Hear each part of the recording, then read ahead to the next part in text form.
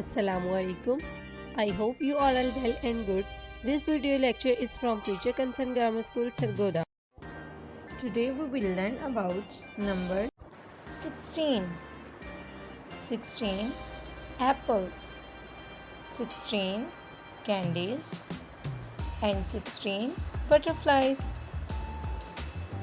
Now let's see how to write number 16. Make a small slanting line, then standing line like this. It's a 1. Now we will write here 6. Make a curve line and then make a circle like this. It's a 6. 1 6 16. The number 16. Read aloud 16. Have understood. Thanks for watching. Allah Hafiz.